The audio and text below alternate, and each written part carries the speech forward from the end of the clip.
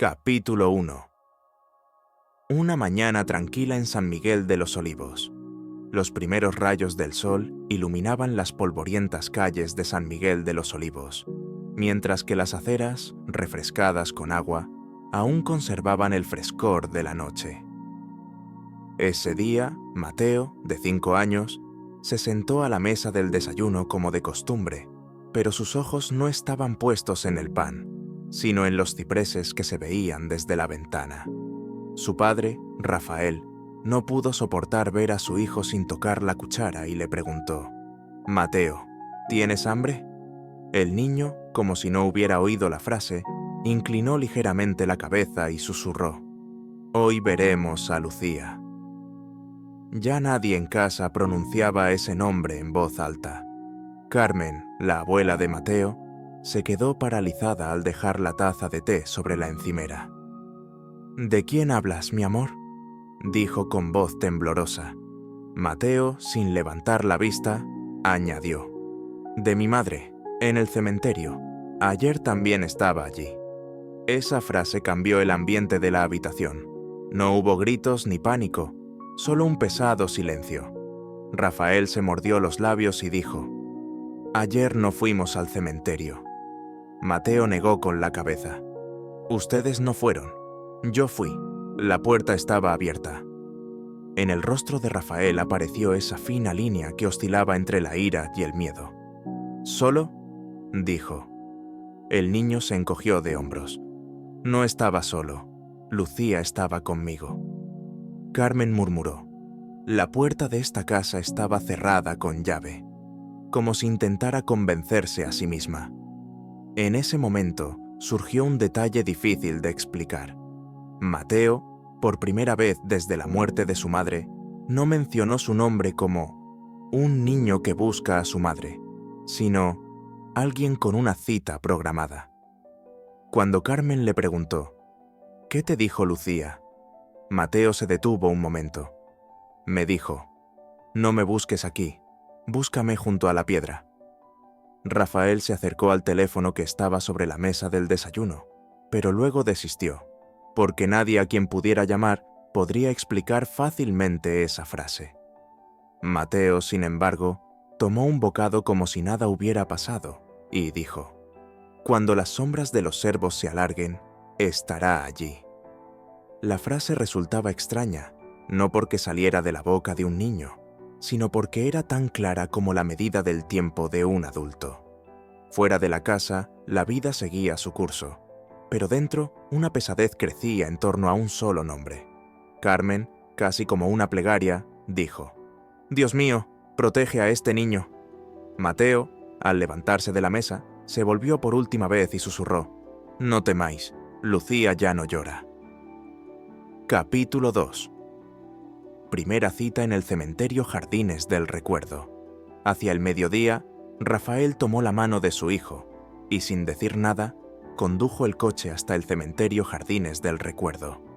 Durante el trayecto, sonaba un viejo bolero en la radio. Carmen iba sentada en el asiento trasero, erguida, como si fuera a un tribunal. Óscar, el encargado de la puerta del cementerio, saludó con la cabeza al ver a la familia.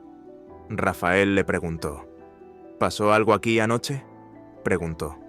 Óscar se encogió de hombros. «Estoy solo en el turno de noche. Estaba todo tranquilo, pero por la mañana había un niño pequeño». Carmen se puso nerviosa. «¿Cómo?». Óscar respondió: «Estaba junto a los cipreses. Dijo: estoy hablando con mi madre». Mateo avanzaba como si se supiera el camino de memoria, sin vacilar en ningún momento.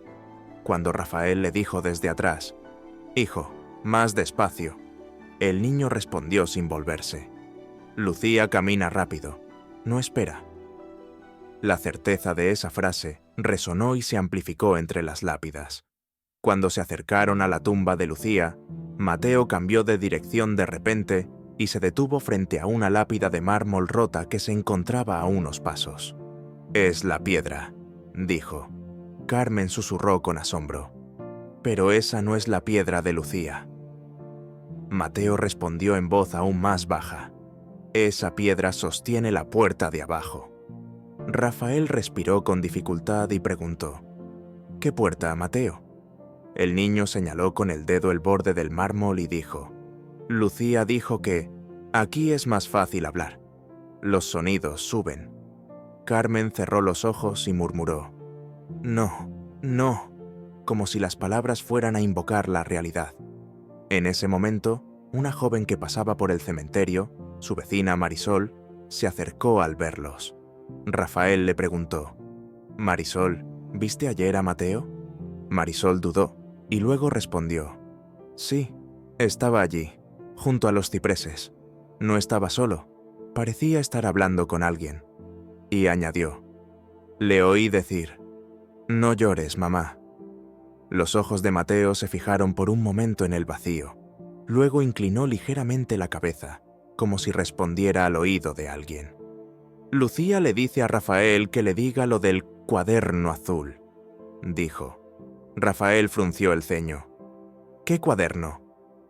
Carmen palideció, porque solo ella sabía que Lucía tenía un cuaderno azul que guardaba en secreto desde su juventud y que nunca había mostrado a nadie. Rafael se inclinó hacia donde su hijo estaba arrodillado y le susurró: Mateo, ¿dónde está tu madre ahora exactamente? Mateo, sin apartar la mirada de las lápidas, respondió con tono muy tranquilo: No está aquí, pero pasa por aquí. A veces dice Valparaíso, a veces dice casa. Luego añadió, y me dijo: No me olvides, pero no te pierdas buscando. Al salir del cementerio, nadie se sentía victorioso. Tampoco nadie se sentía aliviado por pensar: esto es imposible. Carmen, al subir al coche, solo pudo articular esta frase: aunque sea lo único que Lucía pueda decir. ¿Por qué a través de Mateo? Mateo miró por la ventana y respondió en voz baja, casi inaudible: Porque yo la recuerdo, y ella a mí. Capítulo 3.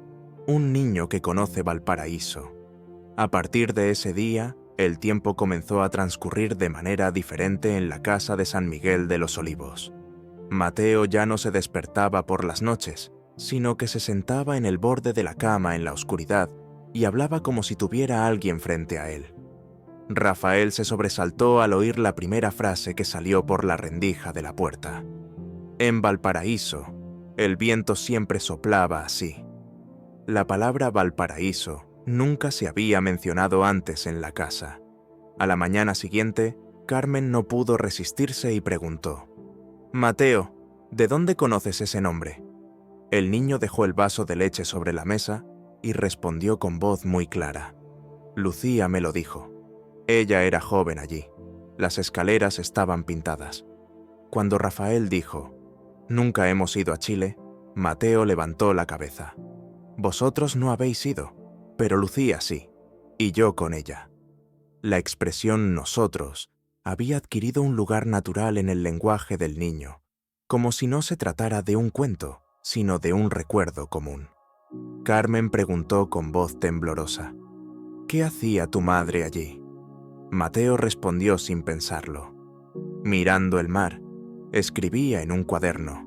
Decía: Mi vida se ha dividido en dos. A Carmen se le doblaron las rodillas, porque esa era precisamente la primera frase del cuaderno azul de Lucía. Esa tarde, Mateo señaló una vieja fotografía colgada en la pared. En la foto, Carmen era joven y detrás se veía un puerto que no reconocían. Mateo dijo: Es allí, las casas de colores. Lucía lloró aquí. Rafael murmuró con asombro: Esta foto es de Chile, pero Lucía entonces... Y se calló. Rafael se sentó junto a Mateo por la noche y le preguntó lentamente: ¿Qué más te cuenta tu madre? Mateo cerró los ojos. Una caída, un hospital frío y una mujer que se parecía a mí. La incertidumbre de esa frase le oprimió la garganta a Rafael. ¿Quién es esa mujer?, susurró Rafael. Mateo, tras una breve pausa, respondió: Era mi madre, pero no era Lucía. Esa respuesta trastocó todas las líneas lógicas de la casa. Al día siguiente, Carmen fue a ver al padre Esteban y le contó lo sucedido. El sacerdote guardó silencio durante un largo rato y luego dijo: a veces los niños cargan con recuerdos que sus familias no pueden soportar. Cuando Carmen regresó a casa, miró a Mateo y le hizo por primera vez la siguiente pregunta: ¿por qué te cuenta Lucía estas cosas? Mateo levantó la cabeza y respondió con voz tranquila: porque soy una historia inconclusa. Capítulo 4. La vida en el cuaderno azul. Carmen finalmente sacó el cuaderno azul del estante más alto del armario. Le temblaban las manos mientras lo limpiaba del polvo, porque era el único objeto que Lucía no compartía con nadie. Mateo se acercó y le dijo: cuando lo abras, Lucía se callará. Esa advertencia era como una regla conocida de antemano. Carmen abrió la primera página del cuaderno. Mateo habló de inmediato: salta esa frase. Es muy dura. Carmen preguntó sorprendida: ¿qué frase? Mateo respondió sin mirar la página: mi vida se dividió en dos. Carmen cerró los ojos, porque estaba justo en esa línea. Rafael no pudo resistirse y dijo: Mateo, ¿quién te enseña eso? El niño, sin apartar la vista del cuaderno, respondió: nadie me enseña, lo recuerdo. Luego añadió: Lucía, yo estaba en su vientre cuando escribió eso. A medida que avanzaba el cuaderno, las notas se volvían más personales. En una página, con la letra de Lucía, se leía: vi a un niño en Valparaíso, me miró. Mateo siguió la línea con el dedo y dijo: ese era yo, pero entonces no era un niño. La voz de Carmen tembló. ¿Cómo es eso? Mateo respondió con calma: estaba en otro cuerpo. Cuando Rafael dijo con tono severo: eso es imposible, Mateo lo miró. Lucía también lo dijo. Luego se echó a llorar. Esa frase no parecía el consuelo de un niño, sino la confesión de un adulto. Esa noche llamaron al médico de familia, el doctor Ignacio Morales. Después de escuchar a Mateo, el doctor dijo: los niños pueden sufrir criptomnesia. Pueden confundir lo que oyen con un recuerdo. Carmen preguntó: ¿pero de quién podría haber oído eso? El doctor Morales se quedó callado. Cuando el médico se marchó, Mateo miró la foto de su madre y susurró: Lucía tiene miedo, porque cuando termine el cuaderno, yo también callaré. Rafael le preguntó: ¿por qué vas a callar? Mateo se encogió de hombros: porque algunas historias solo se cuentan una vez. Por la noche, Carmen se sentó en la cama y volvió a abrir el cuaderno azul. En la última página había una frase incompleta de Lucía. Carmen no se atrevió a leerla. Mateo miró por la puerta y dijo con voz muy tranquila: dice, volveré, pero no pone la fecha. De los labios de Carmen salió una sola frase: entonces tú... Mateo completó la frase: quizás sea su regreso, quizás solo sea su mensaje. En ese momento, se produjo en la habitación un silencio inexplicable, pero innegable. Capítulo 5. El día en que la ciencia se sentó a la mesa. Después del cuaderno azul, el asunto dejó de ser algo que solo la familia podía soportar. Cuando Rafael llevó a Mateo al Hospital General de San Miguel, no estaban solos en la sala de espera. La curiosidad, el miedo y la negación también los acompañaban. El doctor Ignacio Morales había traído consigo a la psicóloga infantil, doctora Elena Fuentes. La doctora Fuentes se agachó frente a Mateo y le dijo con voz suave: ¿me puedes hablar de tu madre? Mateo respondió sin dudar: Lucía fue madre 2 veces. Una vez me dio a luz a mí y la otra vez yo a ella. En ese momento, todos los presentes dejaron de escribir. Cuando Rafael le preguntó: ¿de dónde has sacado esa frase?, Mateo levantó la vista y respondió: Lucía lo dijo mientras lloraba. Dijo que los papeles se habían invertido. La doctora Fuentes miró sus notas y dijo: a esta edad, los niños pueden utilizar un lenguaje simbólico, pero no pudo ocultar la vacilación en su voz. Los médicos pasaron a las pruebas estándar: tarjetas de memoria, imágenes, asociaciones de palabras. Mateo se comportaba como un niño normal en la mayoría de ellas, hasta que la doctora Fuentes le mostró una foto al azar. En la foto aparecía un antiguo hospital en la costa chilena. Mateo se enderezó de repente. Aquí nací, pero no con este cuerpo. El doctor Morales frunció el ceño. Esta foto es del Hospital San Juan de Dios de Valparaíso. Carmen se llevó la mano a la boca. Mateo continuó. Lucía estaba muy asustada aquí. El médico le dijo que llegábamos tarde. El doctor Morales murmuró involuntariamente. Estos registros son confidenciales. Rafael no pudo resistirse y preguntó. Mateo, ¿cuándo te cuenta tu madre estas cosas? El niño se encogió de hombros. No por la noche, en silencio, despierto, pero solo. Cuando la doctora Fuentes le preguntó, ¿oyes voces? Mateo negó con la cabeza. No son voces, son como recuerdos. En ese momento, la trabajadora social Lucía Herrera entró en la habitación. Tenemos que informar de este caso, dijo. Carmen respondió con tono severo. Mi hijo no está enfermo. Mateo, con voz muy tranquila, dijo. Yo no estoy enfermo. Ustedes son los que olvidan. Cuando terminó la consulta, el doctor Morales se volvió hacia Rafael y le dijo, no vemos ningún problema neurológico. A continuación, añadió, pero eso no significa que podamos explicarlo. Mateo salió por la puerta y se volvió para susurrar. Lucía dijo que la ciencia no entiende de retrasos. Cuando salieron del hospital, nadie se sentía aliviado. Carmen lloraba en silencio en el coche, mientras Rafael apretaba el volante.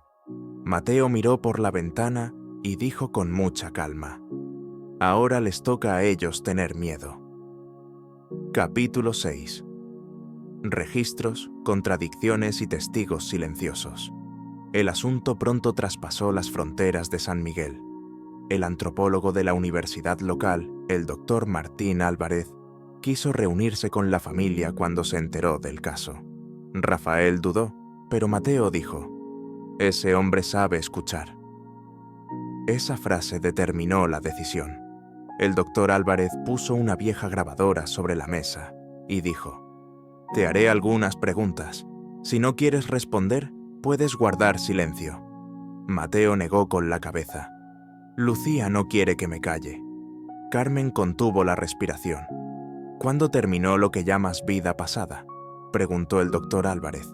Mateo, sin pensarlo, respondió. Con una caída. Las escaleras eran resbaladizas. Había una barandilla azul. El rostro del doctor Álvarez se tensó. Son las escaleras del Cerro Alegre, en Valparaíso. Rafael exclamó enfadado.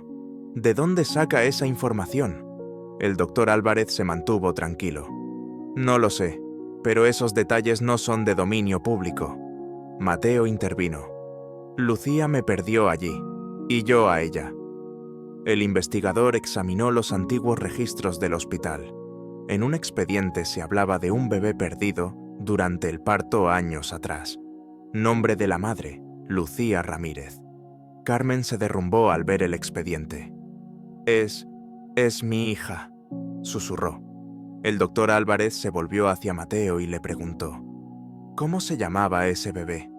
Mateo se detuvo un momento y luego respondió, no tenía nombre, por eso ahora soy Mateo.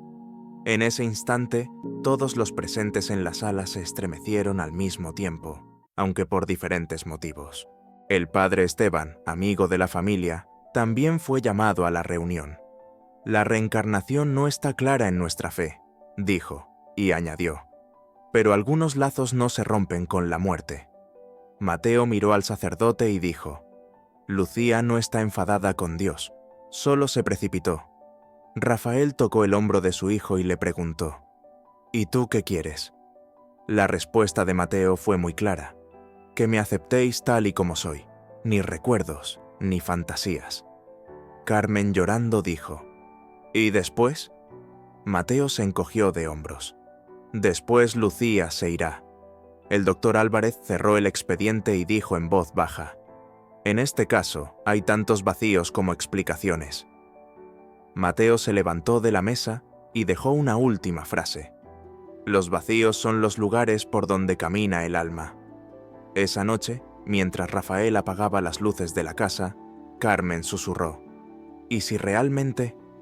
Rafael la interrumpió. No lo sé. Mateo añadió en voz muy baja en la oscuridad. Lucía dice que a veces no saber es la respuesta más sincera. Capítulo 7. La delgada línea entre dos vidas. Después del Hospital General, el comportamiento de Mateo comenzó a cambiar. Ya no solo hablaba, a veces se detenía a escuchar. Carmen fue la primera en darse cuenta. Ahora habla menos, dijo. Mateo miró por la ventana sin responder. Lucía está cansada. Rafael no pudo aguantarse una noche y preguntó: ¿por qué está cansada? Mateo respondió con voz muy clara: porque no se pueden llevar dos vidas al mismo tiempo. Esa frase fue como una advertencia para todos los que estaban en casa. No indicaba lo que se iba a preguntar, sino lo que se avecinaba. Ese día, Mateo dijo que quería ir a un lugar al que nunca había ido: la Escuela Santa Rosa. Carmen, sorprendida, dijo: es una escuela cerrada. Mateo negó con la cabeza. Lucía esperó allí por última vez. Nadie pudo rechazar su petición. Las puertas de hierro de la escuela estaban oxidadas. En el patio solo había viento. Cuando Mateo entró, se detuvo un momento y susurró: aquí había una niña sentada. Le sangraban las rodillas. Rafael tragó saliva. Esta escuela estaba abierta cuando Lucía era niña. Mateo entró en una de las aulas y tocó una silla vacía. Lucía dijo aquí: nadie me oye. A Carmen se le llenaron los ojos de lágrimas. Nunca me lo contó, dijo. Mateo la miró. Porque creías que eras fuerte. De repente, Mateo empezó a respirar más rápido. Rafael, asustado, gritó: ¿Mateo? El niño se llevó las manos a la cabeza. Hay dos voces. Una dice: quédate. La otra dice: vete. Era la primera vez que se producía un conflicto. Hasta entonces, todo había sido claro. Llamaron al padre Esteban. Se detuvo en el patio del colegio, rezó y luego se volvió hacia Mateo. ¿Tienes miedo? Mateo negó con la cabeza. No, pero Lucía tiene miedo, porque yo estoy aquí. El sacerdote dijo en voz baja: a veces, el amor quiere aferrarse. Al final del día, Mateo estaba muy cansado. Se quedó dormido en el coche. Carmen susurró: este niño lleva el peso de dos vidas. Rafael no respondió. Mateo murmuró en sueños: Lucía, te toca. Capítulo 8. El descubrimiento de un vínculo inesperado. Mateo se despertó diferente a la mañana siguiente. Más callado, más pesado. Durante el desayuno, sin mirar a nadie, dijo: hoy tenemos que ir a Valparaíso. Rafael respondió con dureza: eso es imposible. Mateo alzó la voz por primera vez. Lucía se quedó allí. Llamaron por teléfono al doctor Martín Álvarez. Le dijeron que habían encontrado un nuevo registro en los archivos de Chile. Hay otro expediente a nombre de Lucía Ramírez. La voz de Carmen tembló. ¿Qué más puede ser? El doctor Álvarez hizo una pausa. Una solicitud para ser profesora, para la Escuela Santa Rosa, pero nunca empezó. Mateo asintió con la cabeza al oírlo, porque se había caído. Rafael preguntó sorprendido: ¿cómo lo sabes? Mateo respondió con voz muy tranquila: las escaleras, la barandilla azul. Esa vida y esta vida se separaron allí. Ese mismo día, una anciana de Valparaíso, Isabel Contreras, llamó al doctor Álvarez. ¿Hay algún niño que hable como usted dice?, preguntó. Cuando se activó el altavoz del teléfono, Mateo oyó la voz de la mujer y dijo: «Tía Isabel». Carmen palideció. Isabel habló entre lágrimas. «Lucía me dijo hace años: algún día un niño me encontrará». Rafael susurró: «¿Cómo es posible?». La respuesta de Isabel fue clara: «Algunas despedidas se posponen». Mateo cogió el teléfono y habló muy despacio. Lucía te pide perdón. Isabel sollozó. Yo la perdoné. Esa frase fue como el momento en que se rompió un vínculo que había permanecido suspendido durante años. Después de colgar el teléfono, Mateo respiró hondo.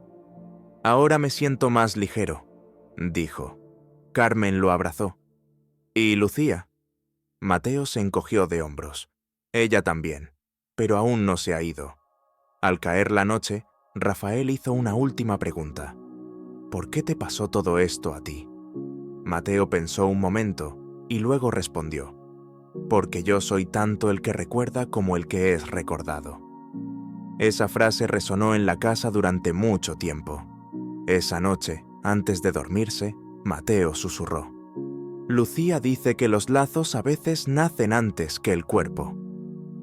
Carmen apagó la luz, pero no pudo acallar la pregunta que le rondaba por dentro. Si eso era un lazo, ¿era realmente posible la separación? Capítulo 9. El día que recordaron las escaleras. No se podía ir físicamente a Valparaíso, pero el tiempo de Valparaíso se instaló en San Miguel, independientemente del espacio. El archivo que trajo el doctor Martín Álvarez, aunque estaba cerrado sobre la mesa, parecía abierto, como si las páginas que contenía esperaran su turno para hablar. Mateo, sin levantar la vista del archivo, dijo: «Estos papeles hablan». Rafael preguntó involuntariamente: «¿Cómo es eso?».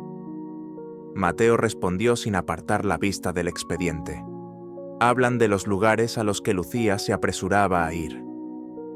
Cuando se abrió el expediente, no solo aparecieron los documentos, sino también un ritmo evidente. Las fechas se sucedían, las horas coincidían en los mismos minutos. Notas breves, firmas, frases a medio terminar. Carmen tocó un documento con el dedo y dijo en voz baja: «Aquí pone accidente en la escalera». Pero Lucía nunca hablaba del accidente. Mateo negó con la cabeza, porque no le daba miedo caerse, sino quedarse. Esta frase abrió una nueva capa de significado para todos los presentes en la casa. Por primera vez, se sintió con tanta claridad que el accidente no había sido un suceso, sino un umbral. El padre Esteban, que escuchaba en silencio, intervino. Algunas almas se quedan atrapadas en el momento de la decisión. Mateo miró a la monja. En su mirada no había protesta, sino corrección. Lucía no se quedó atascada, solo miró atrás. El sacerdote respiró hondo. Mirar atrás es a veces lo más difícil. Mateo inclinó la cabeza. Por eso me llamó. No podía mirar sola. A medida que se acercaba la noche, las palabras de Mateo se hicieron más escasas, pero más densas. Las frases ya no eran largas, pero cada una de ellas era pesada. Lucía oía el mar al principio de las escaleras, dijo de repente. Carmen susurró con asombro: «Nuestra casa no tiene vistas al mar». Mateo respondió con tranquila certeza: «Pero ve los recuerdos, a veces el sonido precede a la imagen». Rafael se dio cuenta en ese momento de que lo que se contaba ya no era información, sino una forma de transmisión. Era como si Mateo no solo recordara, sino que también entregara una carga. Cuando se acercaban las 18:40, el aire dentro de la casa casi se había vuelto tangible. El silencio no se sentía como un vacío, sino como un espacio lleno. Cuando Mateo se dirigió a las escaleras, no era una escena, sino un umbral. Tocó la barandilla con las yemas de los dedos y dijo: «Frío, pero familiar». Carmen susurró llorando: «Lucía, mi hija». La voz de Mateo se suavizó. No era la voz de un niño, sino la de un testigo. «Mamá, no tengas miedo. Esta vez nadie se caerá». Por un momento, todos compartieron el mismo sentimiento. Era como si hubiera otro aliento en la casa, pero este aliento no oprimía ni asustaba. Rafael dijo en voz baja: «Si estás aquí». No pudo terminar la frase. La respuesta no se hizo esperar. «Estoy aquí, pero ya no me quedo». Estas palabras parecían más una liberación que una despedida. como si un nudo se desatara lentamente. Cuando Mateo se arrodilló, su voz volvió a ser la suya. Estaba cansado, pero se sentía aliviado.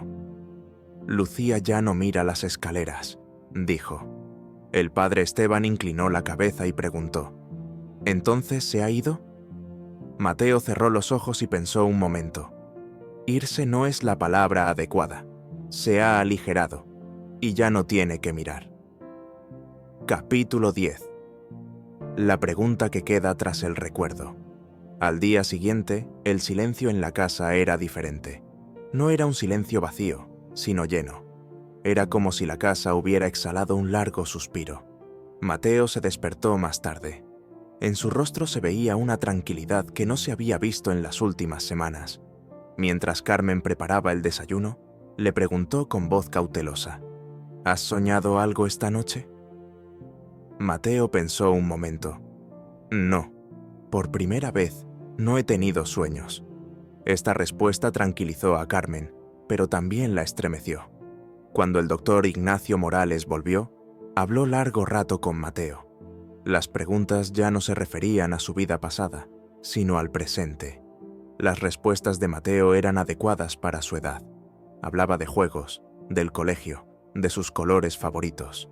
El doctor se volvió hacia Rafael y le dijo: «Este niño ahora tiene la edad que le corresponde». Carmen añadió en voz baja: «Antes no la tenía».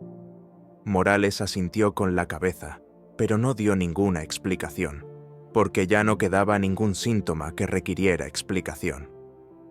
El doctor Martín Álvarez revisó sus notas y detuvo el bolígrafo en su mano.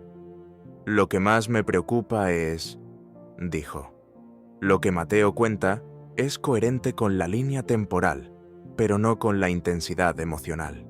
Rafael frunció el ceño. «¿Qué significa eso?» Álvarez fue claro. «Aquí, el recuerdo no funciona como información, sino como vínculo. Es decir, el pasado no se transmite como datos, sino como relaciones». El padre Esteban se arrodilló junto a Mateo por última vez antes de marcharse. «¿Dónde está Lucía ahora?», preguntó. Mateo se quedó callado durante un largo rato. Este silencio era diferente a los anteriores. No había búsqueda en él. Finalmente dijo: «No lo sé, y eso es bueno». El sacerdote sonrió levemente. A veces, creer es dejar de saber. Mateo asintió con la cabeza. Lucía también decía eso, porque saber le pesaba. Esa noche, Mateo colocó con sus propias manos el cuaderno azul en su lugar en la estantería. Carmen se acercó a él y le preguntó: «¿Lo volverás a abrir algún día?». Mateo negó con la cabeza. «Si hay que abrirlo, que lo abra otra persona. Mi parte ya ha terminado». Rafael preguntó con curiosidad: «¿Quién?». La respuesta de Mateo fue tranquila, pero contundente: «El que esté preparado para recordar». Al caer la noche, Rafael se detuvo frente a la ventana. Tras un largo silencio, preguntó: «Después de todo lo que ha pasado, ¿en qué crees?». Mateo respondió desde su cama: «Para que algo sea real, no hace falta explicarlo». Luego añadió: «Lucía lo entendió demasiado tarde». Carmen apagó la luz y miró a su hijo por última vez. «¿Y tú? ¿Qué has entendido?», le preguntó. Mateo pensó un rato. Esta vez no se apresuró. Luego, lentamente, pronunció esta frase: «Algunas vidas se viven, otras se recuerdan, pero algunas continúan en otra persona». Aquella noche, la casa estaba en silencio. Pero ese silencio no era un vacío, era una pregunta sin respuesta, pero innegable. Si un niño puede llevar tan claramente las huellas de una vida que nunca ha vivido, ¿realmente solo vivimos nuestra propia vida, o las vidas inconclusas que nos precedieron marcan nuestro rumbo sin que nos demos cuenta? El silencio recorrió la casa durante toda la noche, pero ese silencio no era vacío. Era como si la casa estuviera escuchando su propio pasado. Carmen, sentada sola en la cocina, no se dio cuenta de que el té de su taza se había enfriado. Lo único que le daba vueltas en la cabeza era que Mateo ya no le contaba nada. No era un alivio esperado, sino más bien como el cierre silencioso de una puerta. Rafael se despertó a medianoche.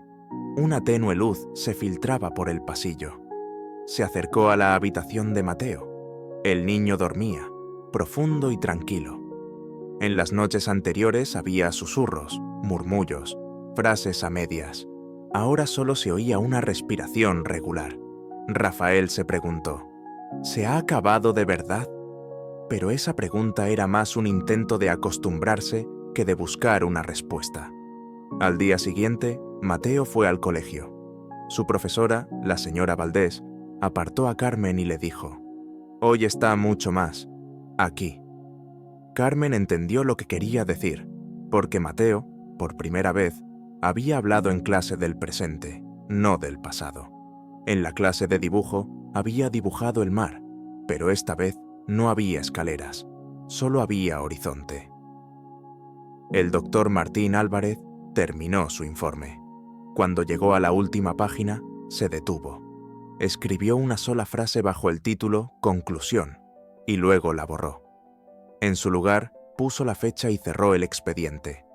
Más tarde le dijo a un colega cercano, «Hay casos que no se explican, se registran pero no se resuelven». Esa frase era más una aceptación metodológica que una derrota científica. El padre Esteban, mientras rezaba solo en la iglesia, pensó en Mateo. A veces, las almas se reconcilian antes que los cuerpos, murmuró. No era un sermón, sino una confesión personal. Por primera vez, él también aceptaba el no saber como una limitación, no como una carencia. Con el paso de los días, Mateo no mencionó a Lucía, pero Carmen se dio cuenta de que algunas mañanas la mirada de su hijo se alejaba y luego volvía, como si buscara algo y luego lo dejara. Un día, Carmen no pudo resistirse y le preguntó, «¿Te acuerdas de ella?»